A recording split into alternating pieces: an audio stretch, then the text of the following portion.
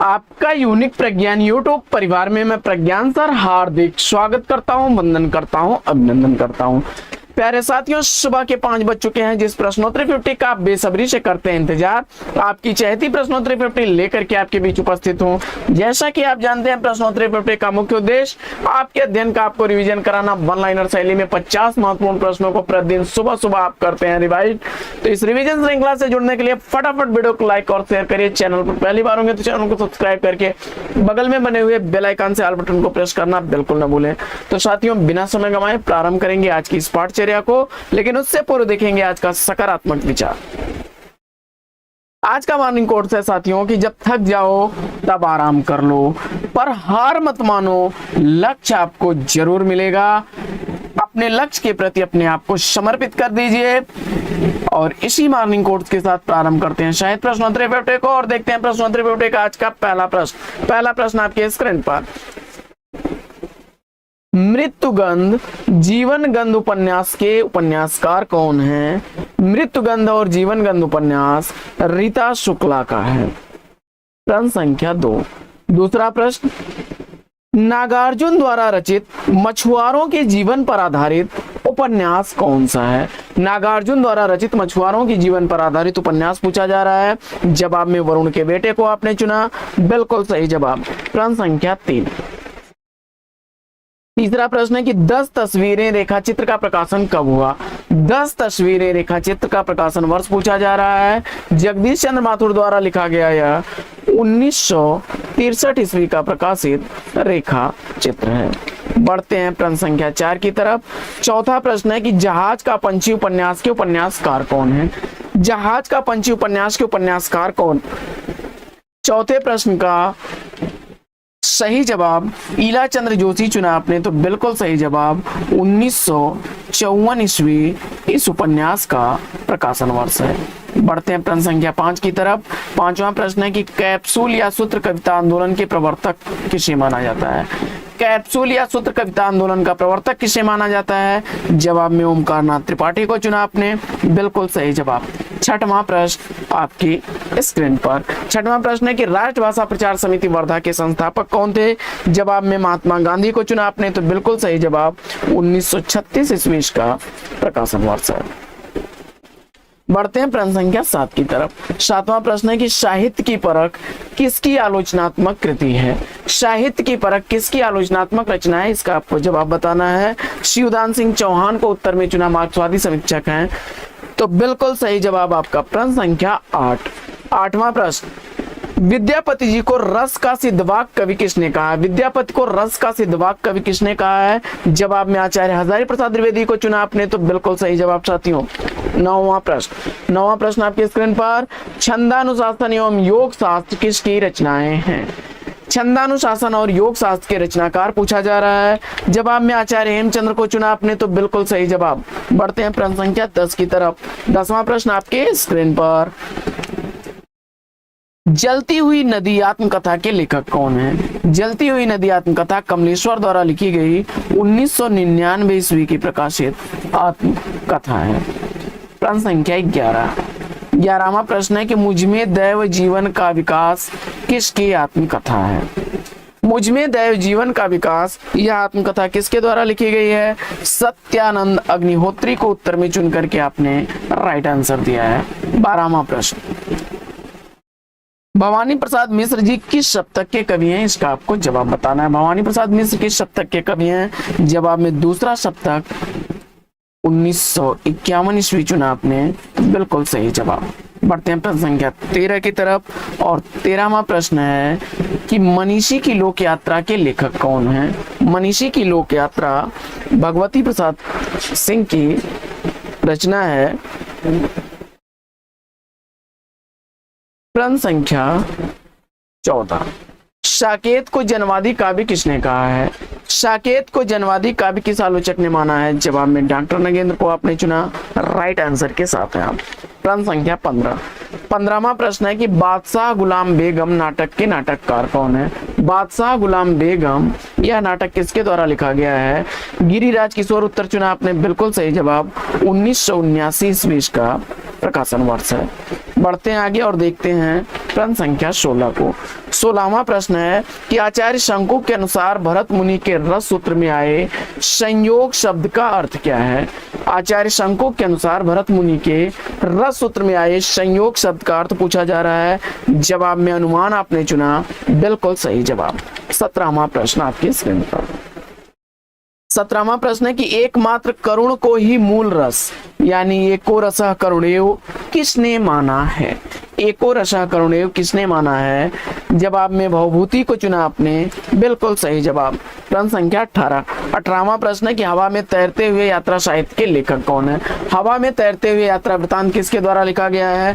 और जवाब में राजेंद्र अवस्थी उत्तर चुना आपने, राइट आंसर के साथ हैं आप। प्रश्न संख्या 19। 19वां प्रश्न है कि अपभ्रंश को अभीरों की भाषा किस आचार्य ने कहा है। अपभ्रंश को अभीरों की भाषा कहने वाले हैं आचार्य दंडी महोदय। प्रश्न संख्या 20। निराला सौंदर्य और उल्लास के कवि हैं। निराला के संदर्भ में यह कथन किसका है।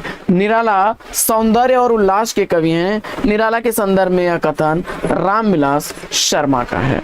अगला प्रश्न प्रश्न संख्या 21। अधिकार सुख कितना मादक और सारहीन है जयशंकर प्रसाद के किस नाटक का कथन है। जवाब में आपने स्कंद गुप्त नाटक को चुना, तो बिल्कुल सही जवाब स्कंद गुप्त का यह कथन है। अगला प्रश्न प्रश्न संख्या 22 है। कठिन गद्य का प्रेत कुट्टी चाटन किस कवि का उपनाम है। कठिन गद्य का प्रेत कुट्टी चाटन किस कवि का उपनाम है। जवाब में अज्ञेय को चुना आपने, तो बिल्कुल सही जवाब। प्रश्न संख्या 23। डॉक्टर युगे युगे क्रांति नाटक के लेखक कौन है। डॉक्टर युगे युगे क्रांति यह नाटक विष्णु प्रभाकर का है। डॉक्टर 1958 ईस्वी का, वहीं युगे युगे क्रांति 1969 ईस्वी का प्रकाशित नाटक है। 24वां प्रश्न है कि सुहाग के नूपुर उपन्यास के लेखक कौन है। सुहाग के नूपुर उपन्यास अमृतलाल नागर द्वारा लिखा गया 1960 ईस्वी का प्रकाशित उपन्यास है। प्रश्न संख्या 25। 25वां प्रश्न है कि अमृतलाल नागर ने अपने किस उपन्यास में दहेज समस्या की ओर संकेत किया है। जवाब में आपने अग्निगर्भा को चुना, बिल्कुल सही जवाब। प्रश्न संख्या 26। 26वां प्रश्न है कि जी हाँ हुजूर मैं गीत बेचता हूँ किसकी पंक्तियां हैं। जी हाँ हुजूर मैं गीत बेचता हूँ यह काव्य पंक्तियां भवानी प्रसाद मिश्र की हैं। प्रश्न संख्या 27। 27वां प्रश्न है कि दहेज और अनमेल विवाह की समस्या प्रेमचंद ने अपने किस उपन्यास में उठाई है।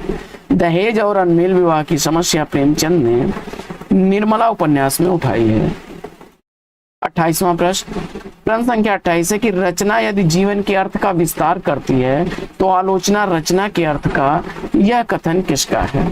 रचना यदि जीवन के अर्थ का विस्तार करती है तो आलोचना रचना के अर्थ का यह कथन है रामस्वरूप चतुर्वेदी जी का। प्रश्न संख्या 29। 29वां प्रश्न है कि साहित्यकार की आस्था निबंध के निबंधकार कौन है। साहित्यकार की आस्था निबंध महादेवी वर्मा द्वारा लिखा गया निबंध है।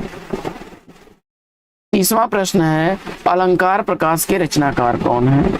अलंकार प्रकाश का रचनाकार आपने भूषण को चुना, तो राइट आंसर है आपका। प्रश्न संख्या 31। कविता का गांधी किस कवि का उपनाम है। कविता का गांधी भवानी प्रसाद मिश्र का उपनाम है। प्रश्न संख्या 32 है कि रसज्ञ रंजन किस सुप्रसिद्ध निबंधकार का निबंध है। रसज्ञ रंजन आचार्य महावीर प्रसाद द्विवेदी जी का निबंध है। प्रश्न संख्या 33 है 8वां सर्ग नाटक सुरेंद्र वर्मा द्वारा लिखा गया है, यह कालिदास के किस महाकाव्य पर आधारित है। जवाब में कुमार संभवम को चुना, बिल्कुल सही जवाब। प्रश्न संख्या 34 कालिदास अंबिका मातुल। कालिदास अंबिका और मातुल मोहन राकेश द्वारा किस नाटक के पात्र हैं। जवाब में आषाढ़ का एक दिन चुना आपने, राइट आंसर के साथ में। प्रश्न संख्या 35वां प्रश्न है कि हिंदी साहित्य का आलोचनात्मक इतिहास ग्रंथ के लेखक कौन है। और जवाब में राम कुमार वर्मा को चुना आपने, तो बिल्कुल सही जवाब। 1929 ईस्वी का प्रकाशन वर्ष है। बढ़ते हैं प्रश्न संख्या 36। जुगलबंदी पहला गिरमिटिया उपन्यास के उपन्यासकार कौन है? पहला गिरमिटिया और जुगलबंदी दोनों ही उपन्यास किसके द्वारा लिखे गए हैं? जवाब में गिरिराज किशोर को चुना आपने, तो राइट आंसर है जुगलबंदी 1973 ईस्वी का प्रकाशित उपन्यास। वहीं पहला गिरमिटिया गांधी जी के जीवन को चित्रित करने वाला 1999 ईस्वी का प्रकाशित उपन्यास है।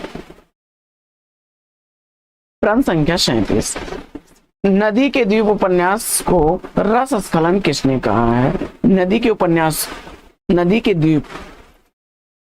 द्वीप उपन्यास को रस स्खलन किसने कहा है? नलिन विलोचन शर्मा उत्तर चुना आपने, तो राइट आंसर है। प्रश्न संख्या 38वां प्रश्न है कि देसी भाषा में किसी मुसलमान द्वारा प्रथम लिखित काव्य ग्रंथ कौन सा है? जवाब में आपने संदेश रासक को चुना, तो बिल्कुल सही जवाब अब्दुल रहमान द्वारा लिखा गया है। प्रश्न संख्या 39, मेरी जात विख्यात चमार, यह पंक्तियां किस रचनाकार की हैं? ऐसी मेरी जात विख्यात चमार, यह पंक्तियां संत रैदास की हैं। प्रश्न संख्या 40 है कि पंच पांडव चरितरास के रचनाकार कौन है? पंच पांडव चरितरास का रचनाकार आपने शालिभद्र सूर्य को चुना, तो बिल्कुल सही जवाब 15 सर्गों का यह ग्रंथ है। प्रश्न संख्या 41 है कि गमई गंध गुलाब की निबंध के निबंधकार कौन है? गमई गंध गुलाब, यह निबंध किसके द्वारा लिखा गया है? विवेकी राय उत्तर चुन करके बिल्कुल सही जवाब दिया है। 1980 ईस्वी निबंध का प्रकाशन वर्ष है। प्रश्न संख्या 42वां प्रश्न है कि साहित्य जन समूह के हृदय का विकास है। साहित्य जन समूह के हृदय का विकास है, यह कथन है बाल कृष्ण भट्ट जी का। प्रश्न संख्या 43, यह प्रश्न है आपका, आधुनिक युग का तुलसी किस कवि को कहा जाता है? आधुनिक युग का तुलसी किस कवि को कहा जाता है? जवाब में मैथिली शरण गुप्त को चुन लिया आपने, बिल्कुल सही जवाब। प्रश्न संख्या 44, रजत शिखर और शिल्पी एकांकी के एकांकीकार कौन है? रजत शिखर और शिल्पी एकांकी का एकांकीकार आपसे पूछा जा रहा है, और इस प्रश्न का सही जवाब आपने चयनित कर लिया है सुमित्रानंदन पंत को, बिल्कुल सही जवाब। अगला प्रश्न संख्या 45 है कि शिव सिंह सरोज का प्रथम संस्करण कब प्रकाशित हुआ? शिव सिंह सरोज का प्रथम संस्करण कब प्रकाशित हुआ? जवाब में आपने शिव सिंह सेंगर द्वारा लिखा गया शिव सिंह सरोज इतिहास ग्रंथ का पहला संस्करण 1878 ईस्वी में प्रकाशित हुआ, जबकि दूसरा संस्करण 1883 ईस्वी में प्रकाशित हुआ। अगला प्रश्न है कि गर्भरंडा रहस्य के रचनाकार कौन है? काफी चर्चित रचना, नाथुर राम शर्मा शंकर को उत्तर चुन करके बिल्कुल सही जवाब दिया है आपने। और अगला प्रश्न, आत्मार्पण खंड काव्य के रचनाकार कौन है? आत्मार्पण खंड काव्य लिखा गया है द्वारिका प्रसाद गुप्त द्वारा। प्रश्न संख्या 48, वयम रक्षामा उपन्यास के उपन्यासकार कौन है? तो वयम रक्षामा उपन्यास चतुर्सेन शास्त्री द्वारा लिखा गया उपन्यास है। 1955 ईस्वी इस उपन्यास का प्रकाशन वर्ष है। अगला प्रश्न संख्या 49 है कि सुधा चौहान द्वारा लिखित जीवनी मिला तेज से तेज किसकी जीवनी है? तो सुधा चौहान ने अपनी मां सुभद्रा कुमारी चौहान यही जीवनी लिखी है। विकल्प। बढ़ते हैं साथियों आगे और देखते हैं अगला प्रश्न। अगला प्रश्न है कि 8वां सर्ग नाटक का प्रकाशन काल पूछा जा रहा है। तो सुरेंद्र वर्मा द्वारा लिखा गया 8वां सर्ग 1976 ईस्वी का प्रकाशित नाटक है। तो आज की प्रश्नोत्तरी 50 साथियों लेगी यहीं पर विराम। वीडियो कैसा लगा कमेंट्स करके जरूर बताइएगा। आज की इस पाठचर्या में लेंगे विराम, फिर मिलेंगे अगले वीडियो में एक नए प्रकरण, एक नए टॉपिक, एक नए अंदाज में। तब तक के लिए लेते हैं आपसे विदा। आपका जीवन मंगलमय हो। बेस्ट विशेष बेस्ट ऑफ लक। जय हिंद साथियों।